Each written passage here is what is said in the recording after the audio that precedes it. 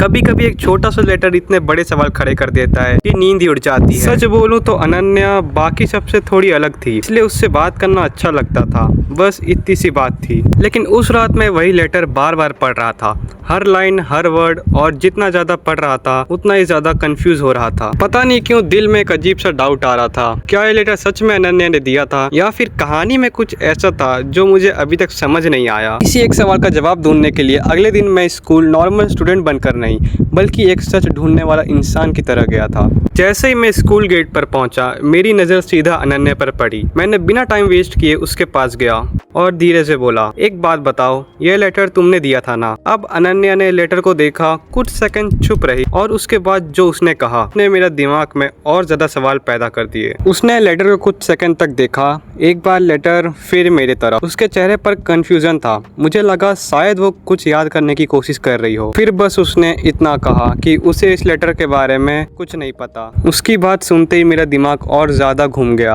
अगर उसे कुछ नहीं पता तो फिर ये लेटर मेरे बेंच में आया कहाँ से और उसके नाम के साथ ही क्यों? मैं उससे और कुछ पूछ पाता उससे पहले ही बेल बज गई और वो अपनी क्लास में चली गई और मैं भी अपनी सीट पर बैठ गया। लेकिन उस दिन टीचर क्या पढ़ा रहे थे मुझे कुछ समझ ही नहीं आ रहा था। पूरा टाइम मेरा ध्यान बस एक ही चीज पर था, वो लेटर। लंच ब्रेक हुआ तो मैं कैंटीन में गया। मैंने थोड़ा लंच किया, फिर मैंने सोचा कि दोबारा अपने बेंच में जाके चेक करना चाहिए, शायद कल की टेंशन में मैंने कुछ नोटिस नहीं किया हो। मैं क्लास में वापस गया, मैं अपनी बेंच के पास गया और उस लेटर को दोबारा निकाला। इस बार मैंने उसे ध्यान से पढ़ना शुरू किया।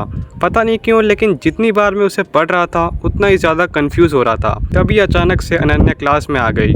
उसने मुझे देखा और बस एक हल्की सी स्माइल दी। मुझे लगा शायद अब इससे आराम से बात करनी चाहिए। मैं उसके पास गया और बोला, सुबह वाली बात अभी भी मेरे दिमाग में चल रही है। उसने भी बोला कि उसे ये सब थोड़ा अजीब लग रहा है। उसने मुझसे लेटर मंगाया, मैंने दे दिया। वो कुछ सेकंड तक उसे देखती रही, फिर बोली कि उसे याद नहीं आ रहा कि उसका नाम इस लेटर में आया कैसे। अब मुझे भी लगने लगा कि शायद मैंने ही बिना वजह ज्यादा सोच लिया हो। हम दोनों ने डिसाइड किया कि फिलहाल इस बात को यहीं छोड़ देते हैं और देखते हैं आगे क्या होता है। लेकिन उस दिन एक और अजीब चीज हुई। लास्ट पीरियड खत्म होने के बाद जब मैं अपना बैग पैक कर रहा था तब मुझे लगा कि मेरी नोटबुक किसी ने उल्टा रख दिया हो। हाँ भाई, मतलब मैं अपनी नोटबुक हमेशा उल्टी नहीं रखता हूँ, मैं हमेशा सीधे रखता हूँ। अब पहले तो मैंने इस बात पे ध्यान नहीं दिया, लेकिन जब नोटबुक खोली तो उस लेटर के बीच में एक छोटा सा स्टिकी नोट लगा हुआ था। तो अब जब मैंने स्टिकी नोट को पढ़ा तो उसमें सिर्फ इतना लिखा हुआ था, कल जो हुआ उसके बारे में किसी को मत बताना। उस वक्त मुझे समझ नहीं आ रहा था कि आखिर ये मजाक चल रहा है या सच में कोई कंफ्यूज करने की कोशिश कर रहा है। और सबसे बड़ी बात,